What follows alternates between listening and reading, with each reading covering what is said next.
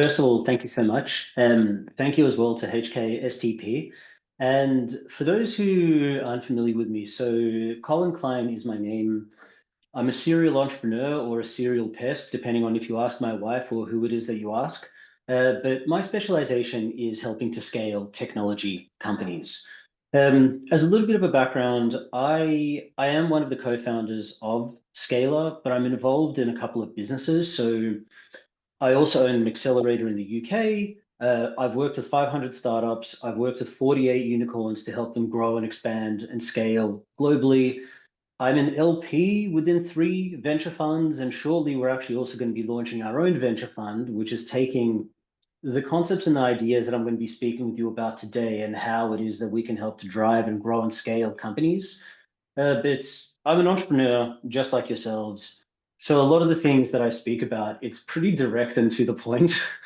I want to make it an engaging presentation, but I don't want to give you high level theoretical stuff because I know that great. I want to make it to the point. I want to tell you real life stories, things that we've done for our clients, how you can implement it yourself. And if you get value from the presentation, amazing. Add me on LinkedIn. You can book a call if you want to pick my brain. But yeah, first and foremost, I'm super excited. So let's watch the exotic Australian man talk about how to scale some tech companies.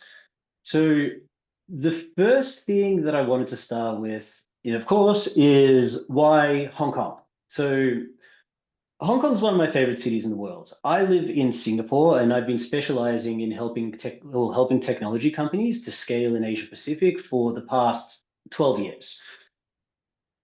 I've honestly lost count of the amount of US, Israeli, European tech companies we've helped to enter the region, but and whether that's earlier stage startups or whether that's companies that are now world famous and have done IPOs like Datadog, Twilio, Wix, Deal. I've helped all of these companies in entering the region.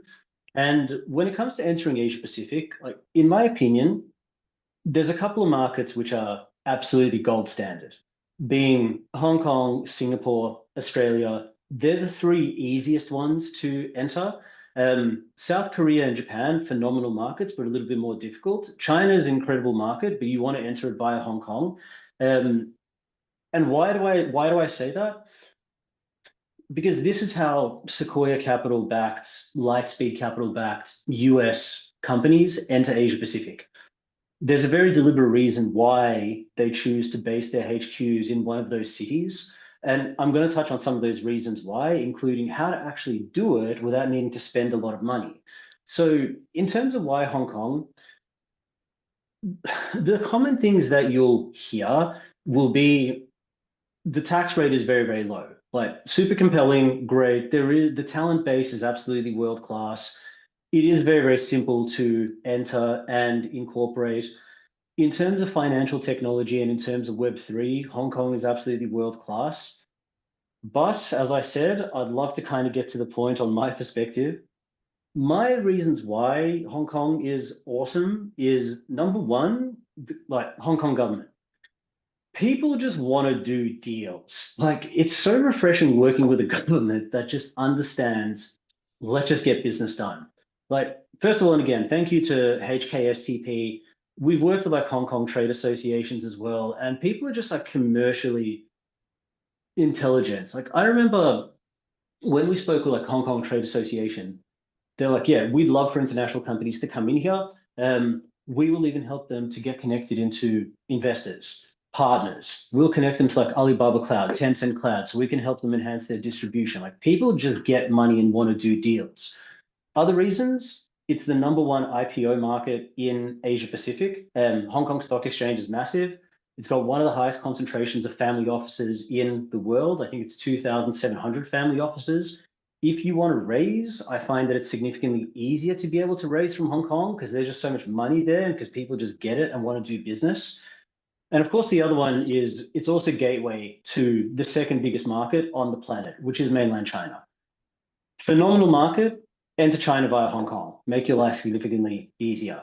But now let me jump to the next part, and that is how you actually grow and scale a company. Many of you would be familiar with this business Deal. They, like in absolute record rapid time, They went from having 3 people to 3,500 people within about 3 years. They were one of the fastest companies to get to $1 million in annual recurring revenue. They were one of the fastest companies in the world to get to $1 billion in annual recurring revenue. Most people know that story, but they don't actually know how they did it or why they did it. And I'm going to tell you about quite a lot of this, but it really comes down to before you go into a new market, get traction before you enter into that market. When you do enter that new market, hire what's called an expansion manager as opposed to hiring an experienced managing director. Get yourself channel partners, but know how to be able to like strongly incentivize and motivate those channel partners. And also have someone who's a go-to-market revenue leader on your advisory board that can help to open up networks there. We know this because we basically did it for them. So I've worked with Deal from when they were seed stage. So I'm not just throwing out a massive company as an example. We were working with them when they were genuinely only 20 people at their seed round. And we helped them to open up 10 markets in Asia Pacific, 5 markets in Europe, including in Hong Kong, where Karen Ong, who's a good friend of mine, is the one who's leading it. What was so special is that the reason why Deal grew so quickly, it's because of the formula and the playbook that they applied. They're also the ones that taught me, you don't need to have the best product in the world. It doesn't actually matter. Because you can have an average product, but if you've got an amazing go-to-market, you'll become a unicorn. If you've got an amazing product with a poor go-to-market, you're never going to be able to scale. The reality is, go-to-market will shape your product. If you're getting partners, customers, their feedback is what's going to help you to build an amazing solution. So one of the mistakes that I see founders make is focusing too much on the product, not in terms of how we're going to get people to actually pay for it. And when it comes to doing market entry, what I learned from Deal, you don't need to spend a lot of money. In fact, a lot of the time, you don't need to spend any money. So I'm going to get to some more concise examples on how they did it. And the playbook works. And let me give you an example of a company who applied the Deal playbook. So Full and Rich. Some of you may be familiar with their competitors like Apollo, Lucia, Zoom Info. It's basically technology that helps you get people's contact details. Super crowded landscape. There's a ton of companies already doing it. What possibly would make this company special? What made them special is they had the chief revenue officer from Deal, who's a good friend of mine, Olivia Elbaz, as their advisor, and they used exactly the same Deal playbook. Get yourself channel partners first. Even as an early stage startup, get yourself channel partners in as many countries as you can, so you can start getting traction rapidly in global markets. Incentivize those channel partners strongly with major hooks and incentives that people will be like, I can't wait to go sell this technology. Like what Full and Rich and Deal did at the start is they would ask their referral partners, if you go and refer this to people and they buy, we'll give you 20% lifetime recurring revenue. Lifetime recurring revenue for as long as the business remains a customer. Now, most people would find that insane and would never pay either 20% or would not give lifetime recurring revenue. What Deal and Full and Rich did is they realized that if a sales rep or a person can recommend 2 solutions, here is solution A, that's the most well-known in the world, world-class solution, and it pays 5%. Here's solution B that people might not necessarily know, but it's going to put my kids through school and pay my mortgage. They're going to recommend solution B. So Full and Rich and Deal, even when they were super early stage, got a whole bunch of partners motivated and hungry as anything to go and start pushing the solution. The other cool thing about Full and Rich is their founder was able to help the company to get traction in 4 continents and in 15 different markets on a pre-seed. On a pre-seed. They didn't even have venture capital funding. And one of the other ways that they did it is every single employee and every single partner or person associated with the business would also be like a marketing arm for the company. Every single person needs to get onto social media, be posting, be speaking at conferences, be doing podcasts, be doing webinars. So just organically, they got a whole bunch of brand awareness. And the company, again, with absolutely not a single cent of funding, absolutely exploded. They raised 2 million. They rapidly got to 1 million in annual recurring revenue. They rapidly then got to 4 million. They rapidly got to 12 million. We know because we did it for them by applying that very same deal formula. I strongly recommend add Benjamin Duablin on LinkedIn because he, for me, is an example of what excellent looks like and how a founder is prepared to put themselves out there. So the lessons that we'd learned from working with, well, a company that's going to have one of the biggest IPOs of next year, rapid hyper growth, is you're never too early to go global. Your go-to-market is far more important than your products. There's like the timing of when you expand is far less important than actually how you expand. And your funding is nowhere near as important as strategy. But the other thing that we learned is the sooner that you go global, the easier you raise capital. Because whenever you get traction in a new market, the valuation of a company goes up. In fact, here's a fun fact. If you're a Series B company from the US, investors are going to demand that you now have an APAC market entry strategy because when you enter Asia Pacific, when you enter Hong Kong, the valuation of the company goes up. Spoiler alert, investors want to make money. And the way that they make money is when the valuation of a company goes up. So if you're an early stage company and you've gotten traction in something like 5 different markets, 10 different markets, using some of the tools and strategies that I'm going to teach you, it's actually quite easy to fundraise because you've already shown your global scalability. So like in the case of Deal, like in the case of Full and Rich, your go-to-market is actually going to unlock the fundraising for you. Instead of you needing to fight really hard just to try to get anything, instead it's like, we know how to intelligently deploy capital. This is how we grow and scale a business. You're no longer needing to fight for it. You just explain how it is that you've done it and how you're going to make investors money. That's why it's so important. And that's what some of the lessons were that we learned from working with them. So moving along, international expansion, as I said, unlocks valuation, grows funding, leads to IPOs. This is one of my really good friends, Prashant Agarwal. He's the founder of Money Hero Group, which is a Hong Kong-based company. Within a period of about 7 years, he raised $250 million, ended up listing the company on the NASDAQ. The company was kind of growing slowly for the first 3 years, and then he made the bold move of let's go take it into Singapore, let's go take it into Australia. And off the back of that, investment rapidly started coming in. He's actually even met the founder of SoftBank. He's actually been in the same car as him. So again, it works. Moving to the next point. So I'm going to jump into how to do it, how not to do it. The mistakes that companies make, and I've seen this happen time and time and time again. I've seen many, mostly actually American companies that try to come into Asia Pacific and they spend a huge amount of money, but they just don't get traction fast enough and then investors get frustrated, then they pull out of the region. But they all do the same thing. They come into Asia Pacific, or let's just say any region. They start by hiring a very experienced managing director or sales director. That person there, they're usually coming from big companies, SAP, Oracle, IBM. So they're already on a big salary. They're overspending a huge amount. They haven't actually built traction before entry. That person comes across now because they're working for one of those huge companies. They have no idea what to do in a startup environment. So they come in and they're asking, okay, cool. I now need help in marketing support, software development, sales development representatives, account executives. So before you know it, you're burning a huge amount of cash.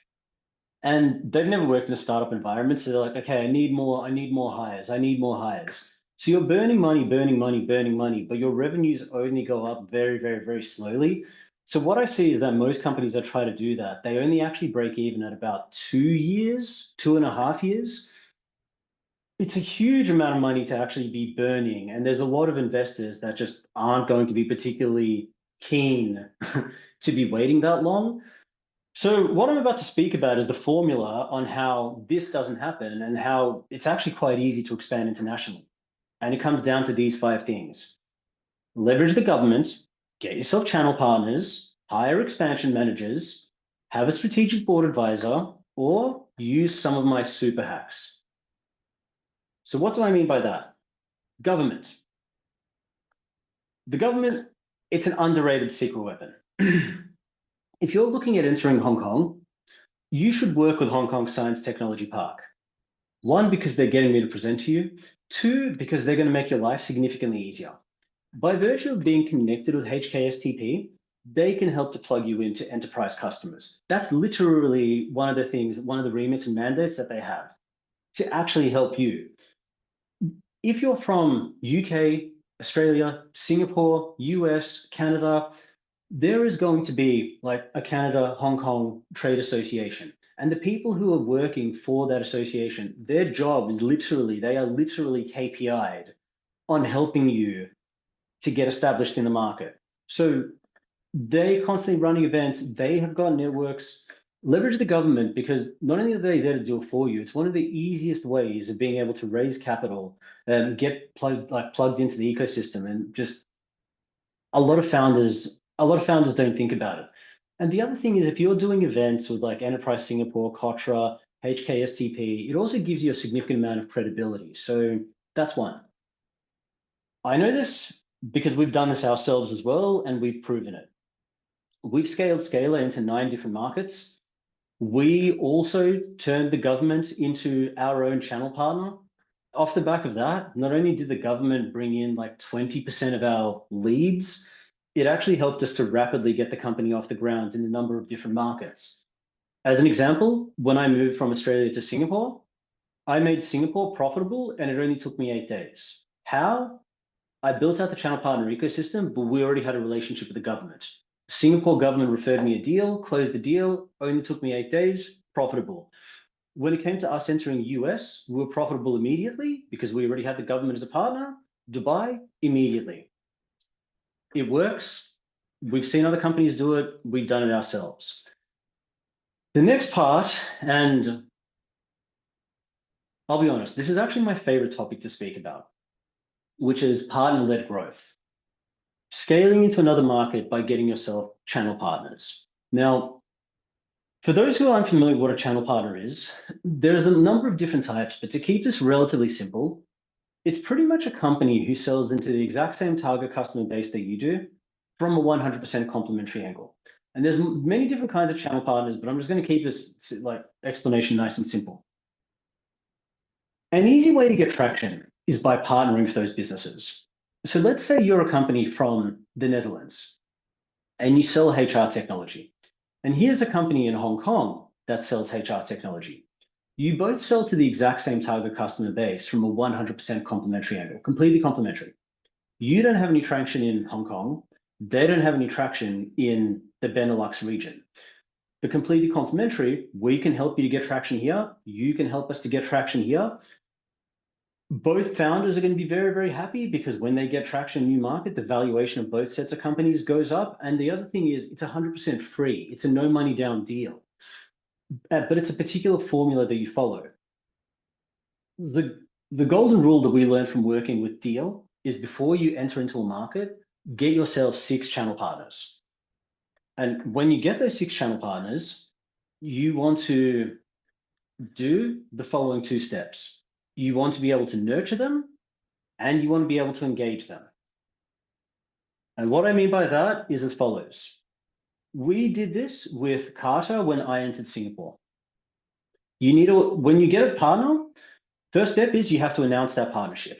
The reason why, nobody knows who you are in Hong Kong, but everybody may know who this other company is. Like let's just say Joss, like Jardine Matheson or something like that. By virtue of doing that announcement, it means that a whole bunch of people are now going to know who you are in Hong Kong, and it's completely free. We did this with Carter. We had something like 10,000 people view that post. So first one is announce it. Second one is you nurture it. Hey, let's go do an event together. Let's go do a webinar together. To give you another example of when I've seen this done really well, there's a now super successful publicly listed company called MongoDB. When they first entered Asia Pacific, they had one person on the ground and they were in charge to develop a territory from scratch, one of the hardest jobs in the world. So the way that they did it is they didn't have marketing spend. They didn't have like budget in terms of hiring sales development representatives or anything like that. So the guy who did it, he's a good friend of mine. He went after smaller deals first because they're going to close faster. But what he would do is he would target strategic partners who sell to the same stakeholders that they're going for, but at enterprise companies. So he did a partnership with Amazon Web Services. So he partnered up with AWS and they did an event together. And that event was targeted at CIOs and CTOs. AWS would bring in 20 of their top CIOs, CTOs, and here was this guy, only person on the ground for MongoDB, who's in the same room, nurturing their partner AWS, presenting directly to these enterprise CIOs, CTOs. What happened is, because they've now seen him present, they've met him, they feel more comfortable because they see that they're partnered with AWS. The enterprise sales cycles shortened significantly. That he landed one deal and that made the entire region completely profitable. And then that justified hiring another 5 people. Perfect example of megaphone marketing and leveraging channel partners to be able to get leads and brand awareness. We've done this ourselves. We've helped many companies. In fact, I even did this just last week. Percent.com is a customer of ours. We're helping them to enter Asia Pacific. Got them a channel partner, Optimate, announced it, got a bunch of traction, great. Now let's nurture. Ended up doing an event together, had something like 60 people in the room. They ended up getting a whole bunch of leads off the back of it. And guess what? It's completely free. It doesn't cost anything because it's doing a value-added partnership. So people will know who your brand is because they're seeing other companies announce it. And from nurturing and doing those events together, people feel more confident and comfortable. Sales cycles will shorten. You're going to start getting quite a lot of leads coming in. You start making money, and you start making money fast. Next step. Oh, and by the way, just to make a shout out, this is actually a Hong Kong-based company that specializes in B2B technology partnerships.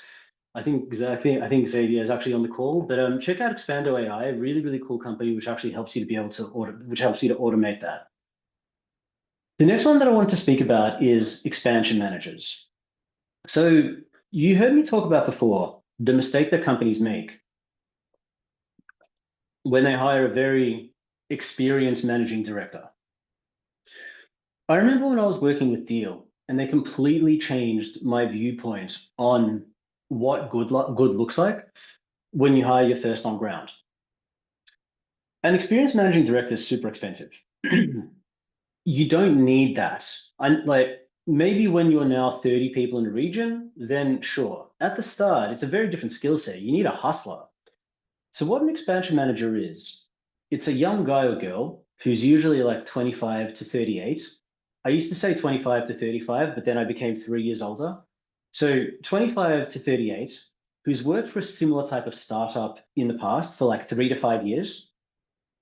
As a salesperson, partnership person, they have ideally 2 of the 4 golden skills of sales, partnerships, marketing, and PR.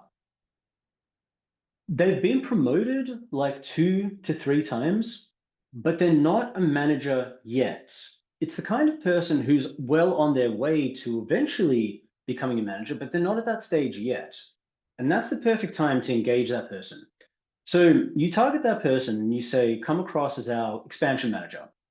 If you help to achieve milestones A, B, and C, you can be our VP of sales, Chief Revenue Officer, Head of Asia Pacific. Because you're targeting someone who's young, driven, hungry, proven, but they've already done well within a similar type of technology space, you're effectively offering them an opportunity to fast track their career by about 10 years. So you're getting someone who knows who the customers are, they know who the partners are, they know what the playbook is. They're not costing you anywhere near as much as that experienced managing director. It's like a quarter of that, but they have extreme hunger and motivation. It's a super cost-effective strategy. This is my good friend, Shannon Karaka. I learned this actually from him and when Deal entered Australia. I remember one part of my business. So my company Scalar, we do go to market and we do go to market and we do go to market recruitment. So we help companies to actually break into a region. We'll help with the strategy. We'll help to do the sales and execution, but then we can also help to hire the people. And I remember I was helping on recruiting that role, and I saw that I didn't actually fill it. I saw that Shannon, who's now a good friend of mine, filled it, and I didn't understand why. So I spoke with Olivier, who's now a really good friend of mine, and he's like, "You're missing the golden rule." I'm like, tell me, like, what is it that I'm missing? Because I saw that, okay, so he'd worked for a startup for a number of years. Yeah, I get that. But why is he the right guy? He's like, you're missing something very important in the CV. I'm like, what? Tell me, what is it that I'm missing? He's like, he's also had experience in being on television. I'm like, very interesting. I'm like, so why is that important? He's like, because for our first person on ground, they need to be able to confidently speak on panel. They need to be able to confidently like do a webinar, do a podcast, go and be the megaphone representative of the company. When you're a startup in a new region, you need that expansion manager to be the megaphone amplifying your company. So in the case of Shannon, because he'd actually been on television, he'd had like world-class social media coaching that he knew exactly. He already knows how to sell and do partnerships, but he also knows how to actually promote himself via social media, as well as speaking behind a camera, speaking on conference. So lo and behold, Australia, he has been one of the most successful expansion managers in the company. I actually think that he's the second most profitable person in a 4,000 person company now. Absolutely exploded the business within Australia, grew it to 40 people within about 2.5 years because he was given an opportunity of a lifetime. He came in hungry, motivated, do whatever it takes, profitable straight away. It works, super effective and low cost. And again, it's for these reasons. He has the relevant experience. It's a once in a lifetime opportunity. He knows the partners, he knows the playbook, cost effective, etc., etc. The next one is board advisors. Let me tell you a story.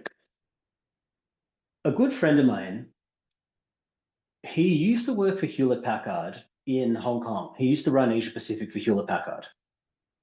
He quit his job at Hewlett Packard, and he's originally an Israeli guy from Israel. He quit his job at Hewlett Packard. He flew to Israel and he spoke with a whole bunch of early stage technology companies in Israel. And he just introduced himself. He's like, my name is Udi. This is what I used to do at Hewlett Packard. I really love what your company does. I'd like to help you to scale in Asia Pacific. So this early stage founder is like, look, that sounds amazing. Can you do it on success fee? He's like, probably not. I'll charge you 10,000 per month as a retainer with 0.1% advisory equity, 10% lifetime recurring revenue on deals, and 2% of rev share for APAC. The guy's like, we're an early stage startup. Do it on success fee. He's like, okay, I'll charge you 5,000 per month retainer with 0.25% advisory equity, 20% lifetime recurring revenue on deals, and 3% revenue share for APAC. Guy's like, we're an early stage startup. We don't have that money. Do it on success fee. He's like, okay, however am I going to live? Now, he knew the entire time that that's what the guy was going to ask for. He's like, okay, I'll become your advisor. I'll do it on success fee, but I'm going to take 5% equity in your company. I'm going to take 80% lifetime recurring revenue, and I'm going to take 6% of rev share for APAC. The guy's like, are you absolutely insane? I'm not giving you 5% of my company. I'm not paying you 80% lifetime recurring revenue. He's like, okay, great. Then go and make me a serious offer. So what they ended up negotiating was tiny retainer of like $250 per month. He got 0.75% advisory equity. He got 25% lifetime recurring revenue on deals. But the thing that he wanted the entire time was actually the last one, which is 7% of rev share for APAC. So this company out of Israel with no customers in Asia Pacific, they get Udi to come in as an advisor. Udi lands them their first 14 customers in Asia Pacific. He landed them a partnership with A-Beam Consulting in Hong Kong. He landed them a pilot with Standard Chartered in Hong Kong. He got them the first 14 customers in Asia Pacific. He is making now lifetime recurring revenue off of those deals And he also got them in, he also established for them a partnership with Infosys, which then ended up distributing them throughout the region. So that company opened up a new continent by spending $250. They flew to the US and they met with investors and they're like, yeah, we've already scaled globally and we're on pre-seed, we're on seed stage. Investors like, oh my God, you just opened up Asia Pacific and you spent $250. Take the money. So that company raised their Series A, Series B, Series C. They went all the way to Series H. The company IPO'd. They recently got acquired for 800 million by SAP. And for as long as they exist, here is a guy swimming in his pool somewhere in Australia, which is where he eventually moved to, who's making 7% of every single deal in Asia Pacific. It was one of the most phenomenal deals that I've ever seen. Because for WalkMe as a company, they opened up a new market and they spent hardly anything. They just used a strategic board advisor to get them there. For the board advisor, it created an incredible like new revenue stream for life where he monetized what's in his head and his know-how. You can invest in shares, you can invest in property, or you can monetize what's in your head. It was a complete and perfect win-win-win. So a board advisor can literally open up a new market for you. It can open up 10 markets for you. The way that you need to think about it is think very big and reverse engineer. If you're a seed stage company or Series A or whatever it is, and let's say you dream about achieving a 2 billion valuation, then we actually help companies do this. Find someone, let's say you're a HR tech company, find someone who's already taken a HR tech company to a $2 billion valuation as either their chief revenue officer, VP of sales, whatever it is. They've been with the company from Series A, B, C, D. They know the formula. They've got the contacts. They've got the networks. They already have experience in your sector. You don't need to be paying anything like a high retainer because it's all around like creating the right hook and motivation. People that are already at that seniority, they love to be able to give back to the next generation of entrepreneurs, especially if it's something that they know and believe in. It's kind of like the example of Full and Rich became so successful because Olivia Elbaz from Deal was now on their board and helped them to open up so many doors. So where it works quite well is that through a strategic advisor, you can get market access, connections, know-how, and the right motivations. And the reason why I bring this up is actually both Prashant Agarwal and Olivia Elbaz, they're both on our advisory board. So we practice what we preach. If I was to combine that, the mistakes that companies make is when you're scaling, you scale in phases, early growth to here. The people that you need when you're 0 to 10 are very different to when you're 11 to 50, very different to when you're 51 to 200, because the business has to work and operate in different phases. But the mistake that companies make, I see time and time again, is when they hire someone, like let's say they're first on ground, you're a business that's here, but you hire someone who's only worked in this type of environment or this type of environment, and then they wonder why it didn't work out. Whereas what the gold standard is hire an expansion manager who's been through this like tough growth scaling phase. But like before, when I was talking about don't hire the experienced managing director, that person is actually okay to engage, but only as a board advisor because they're not going to be hands-on and going out there and selling, but they've got billions of dollars worth of contacts and networks that they can help to open for you, as well as the know-how and how to build a super successful company. To give you another example, one of my good friends, Andrew Clark, he was the first person on the ground in Asia Pacific, in Hong Kong, for a company called Telium, which is a customer data platform. He built them to 90 people in Asia Pacific across 4 years, and then he joined Datadog. So he was the first person for Datadog in Asia Pacific. He grew them to a team of 200, turning over 150 million in annual recurring revenue. The company IPO'd. He made an absolute ton of money. And now he's someone that we work with in terms of putting him onto advisory boards. He's happy to contribute like 2 hours per month, 4 hours per month, 6 hours per month. But the guy has got like $1.5 billion worth of contacts and networks that he knows that he can open up for an early stage startup. It's one of the leanest ways of being able to scale, and it all just comes down to creative deal making. So Actually, as another shout out, we actually partner with the Advisory Board Center. Udo Doring is their CEO, and he's based in Hong Kong. Really, really, really good dude. And so, yeah, if you get a chance, look it up.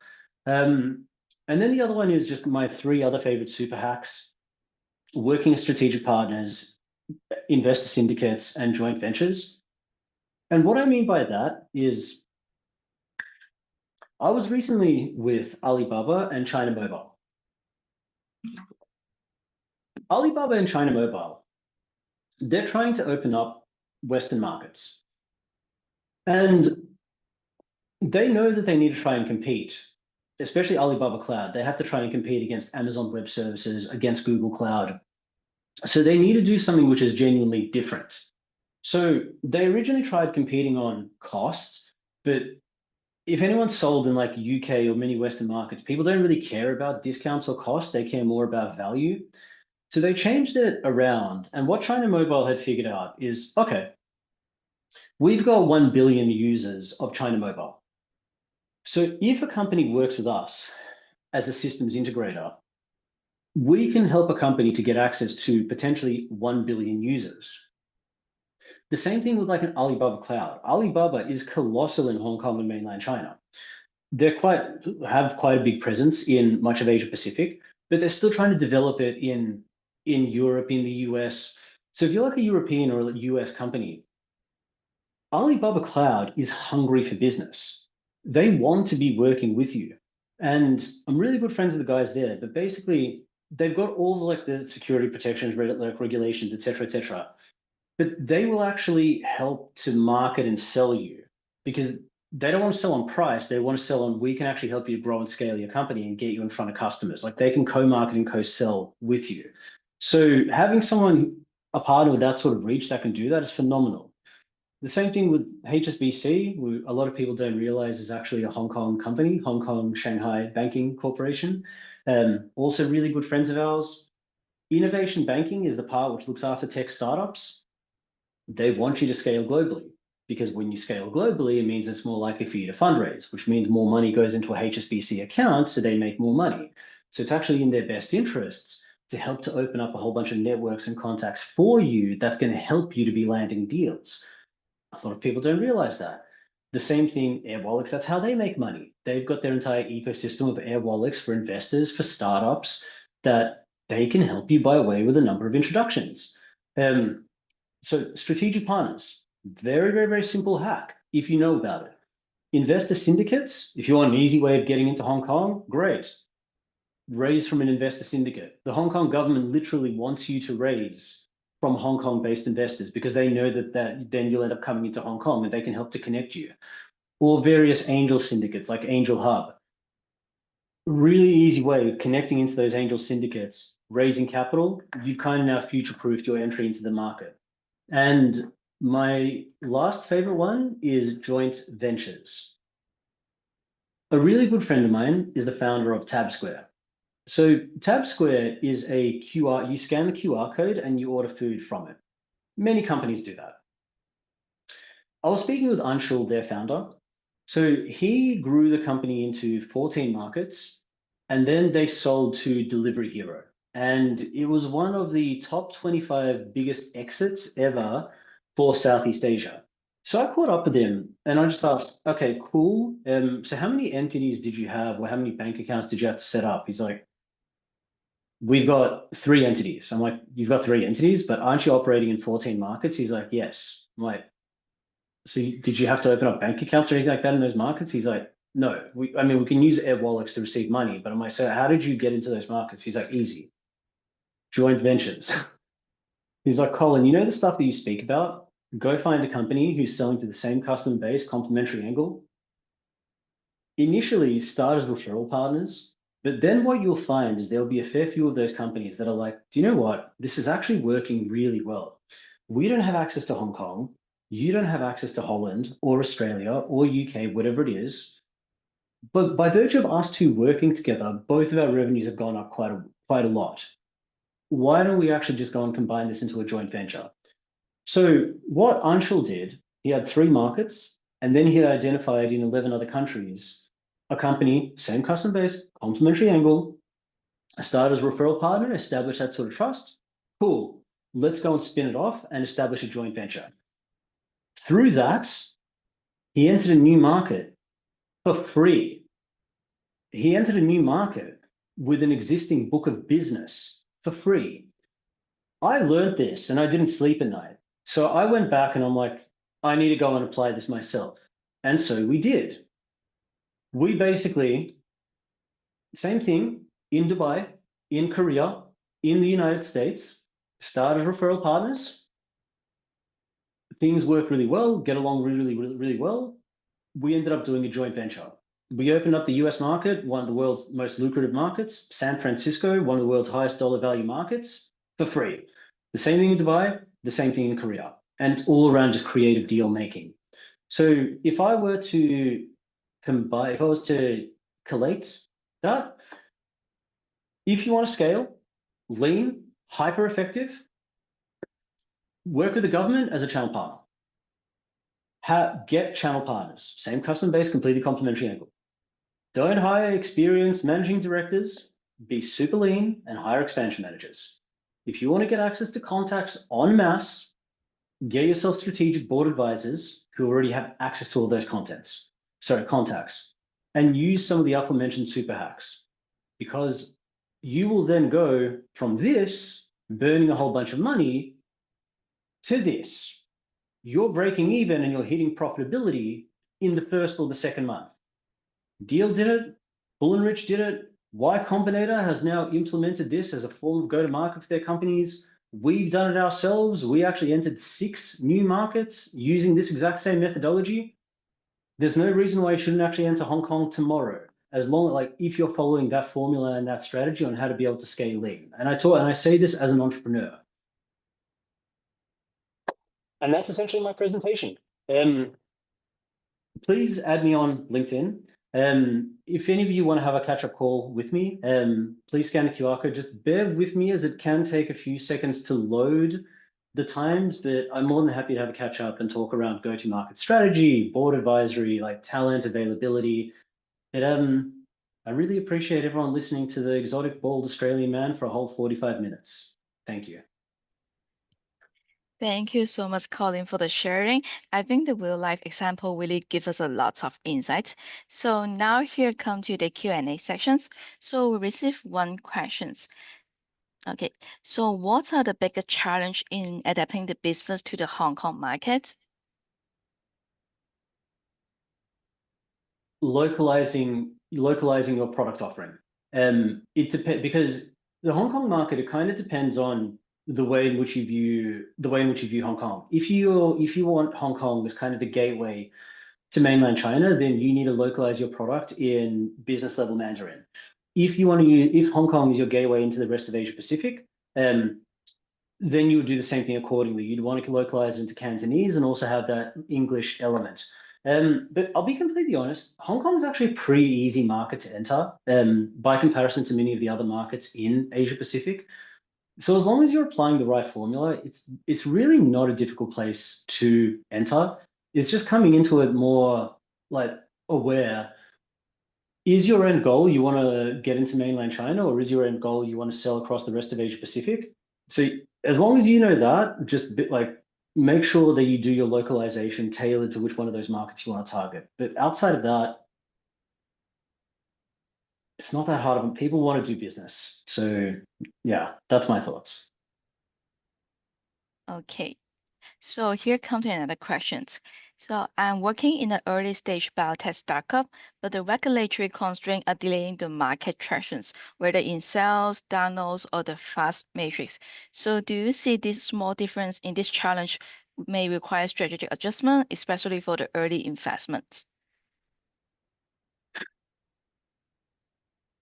It depends on which market. Like if you're selling a technology which has got quite a lot of like regulatory hurdles, you might also want to look at taking the company into a market where they'll give you something like a sandbox. Like, for example, I don't know as much about on biotech, but for example, with fintech, like with crypto and drone technology. So we've got a presence in Dubai, and Dubai has basically created a sandbox environment for people to come in to be able to test it. So what my recommendations would be, biotech, medtech, these areas are quite regulated, but what I would look to do is look at different countries or regions where they've got that kind of a sandbox environment to be able to test it, or use the other super hack, and that is partner up with a major pharmaceutical manufacturer, healthcare company, work with their innovation lab, because then the regulatory stuff, it's on them. Like the reality is, if you're a pharmaceutical manufacturer, you're constantly needing to try and create and invent new solutions for like next diseases or next problems. That they're the ones that need to take the onus and that take the onus around regulatory compliance. So if you're working with like an AstraZeneca or like a medtech or something like that, and you're speaking with their innovation hub, it's actually their problem, not yours. So what I would recommend to do is be like reach out to or try and work with as many enterprise innovation hubs of healthcare companies as you can, usually publicly listed healthcare companies, as well as look at markets that have got more of a sandbox environment or more regulatory friendly, because that's the fastest way of being able to do it. And it doesn't matter if you're early stage. That's those are my thoughts. Okay, thank you so much for answering. So I can see an audience raise their hands. Maybe he would like to ask the questions. Let me unmute him.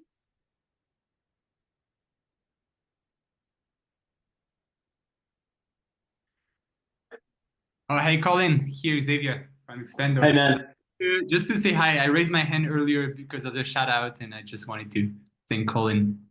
Yeah, if I had maybe only one question is, what's your piece of advice for any scale up that is trying to enter the Hong Kong market? Where to start first? What would be the starting point for a company that is trying to test their market traction? What should they do first? Set up an office? Should they try to do anything remotely? There are plenty of tools out there. Anything that would be interesting to do. Don't set up an office straight away. Wait until you get traction. My recommendation is get traction first, and the fastest and easiest way to get traction is again work with the government, speak with HKSTP, but get yourself channel partners. So I like my golden rule in Y Combinator is you want six. If you've got six companies, same customer base, complementary angle, and you've established and you've nurtured those partnerships, then now you've proven that there's product market fit in that market. When you've got that, and you've done those announcements and you've done webinars and promotion with them, people now know who you are. You've got traction. Now's the part where you can start looking at, coming in, incorporating. But I definitely wouldn't lead with incorporating, because you don't know if it's going to work. Like, and if it does, it's a very, very long cycle. Great, we've incorporated. Now we need to be super patient and be waiting for sales. Whereas if you kind of just flip that, get the traction and engagement, and then if you've proven that you've got traction engagement, then you incorporate. That's how you do it super lean, super effective. So, and you jump on Expando. Thanks so much. Welcome, man. Okay, so if any one of you have any questions, feel free to leave in the Q&A sections.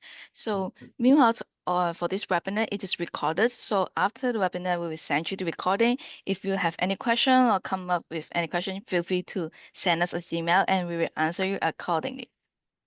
And also, don't forget to follow the Global Connect linkings. We will have more upcoming webinars posts there. And also, you could follow Colin linking in case you have any question. Feel free to reach him as well.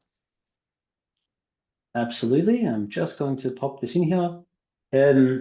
Yeah, please add me on LinkedIn. And if you have any questions, or if you wanted to just kick about ideas on how to grow and scale, I'm more than happy to do it. Completely complimentary.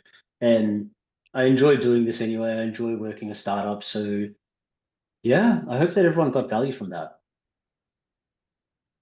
Yes. Okay, so we have one more questions. I'm glad to read it. So we are an early age startup that's recently launched in Brazil with an AI-powered solution for the wine customer.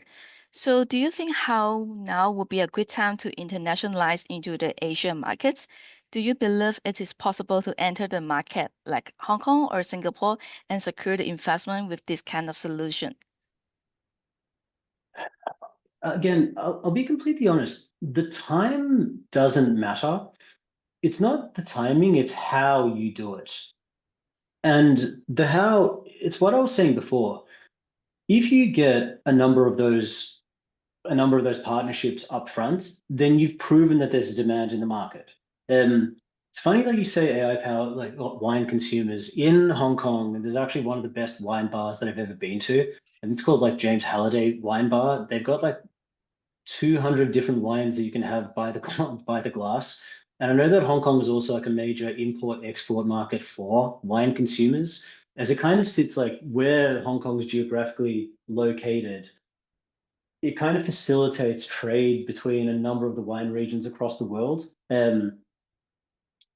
in terms of whether it's wholesale, whether it's distribution. I don't actually know whether Hong Kong or Singapore would be a better market for what it is that you're talking about. But again, like the easiest way to do it is basically who else is selling to wine consumers? It could be wine wholesalers, it could be other direct wine stores. Like who else is selling into those consumers from a completely complementary angle? And if you can find 6 of those partners in Hong Kong, then absolutely go into Hong Kong. And in terms of again, securing investment,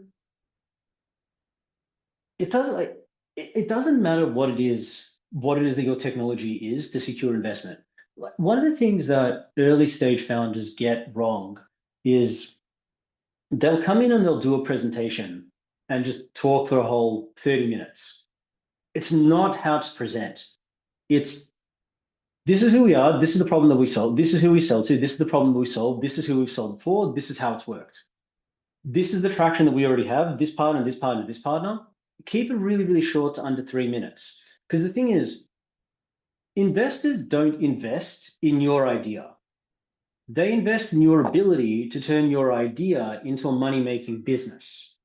So it doesn't matter what market in the world it is, whether it's Hong Kong or Singapore, both of them have got phenomenal access to capital.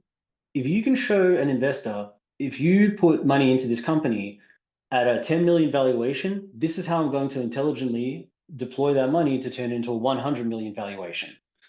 And one thing that I love about Hong Kong is people just get business. So it doesn't matter whether you're an AI startup for wine consumers. It's not what investors in Hong Kong are going to look at. They're going to look at how is this going to grow the valuation. So if you can show that, Hong Kong's an amazing country to raise from. Okay, that's great. So we have two more questions actually. So we are an AI startup from US and now are settled in HKSTP. So how can we leverage AI to maximize our GTM strategy? Srinivas, book a time with me. So it's quite, in short, and this is without deep diving, because AI there's so many different things that AI does, or like AI for what, but basically a good friend of mine in Singapore, he started an AI company called AI Path, which is specifically AI for go-to-market. And what that company basically does is it'll help you break down all of the different parts of how it is that you do your go-to-market. From great, this is what our technology does. These are the 10 different customer segments that we sell to. These are the 10 different kinds of channel partners. For those 10 customer segments, here is 10 different features that we can lead with. Here, for those segments, here's 10 different pricing models that we can try. Here is like 10 different variations on what sort of messaging we should lead with to be able to go and book a meeting. Here is a number of variations on when we get channel partners, how do we incentivize and enable these channel partners? Like you can use artificial intelligence to help you to see things that you might not have thought of before. Like when we're helping companies with go-to-market, we use some AI, but it's also a lot of things. A lot of it is also just know-how in these are the different verticals we can be selling to. These are the different regions. These are the different channel partners. This is the different kind of messaging. This is actually how our competitors are selling. These are the exact customers our competitors are sold to. These are the kind of partners that our competitors have sold to. AI actually makes it really easy for you to be able to get access to that information. And if you've got access to that information, you don't need to reinvent the wheel. just copy what someone's success already looks like. So when it comes to using AI for GTM, for me, that's the best thing. The worst thing, I find that it's made email outreach just horrible because everyone's now using ChatGPT. That response rates on things like email have gone down substantially, and you can tell when it's been AI generated. So I actually find that AI, whilst it makes it easier to know how to be able to do your go-to-market, it's also kind of made it even more important that you know how to network, that you know how to present, that you know how to do things like keynote speaking and getting in front of people. So I hope that answers your question. That's great. So we have one more question from Betty, she is a pre-seed biotech company with AI and just got into Hong Kong idealization programs. I think maybe let her clarify on the programs, but her question is that what is your advice to better use this program to expand to Asia market as a whole, or what's the tips to expand to Singapore specifically? I'll be honest, Betty, it's the same. I stand by everything that I'd said before. Like if you want to expand to Singapore, if you want to expand to Australia, Japan, South Korea, it's still exactly the same formula.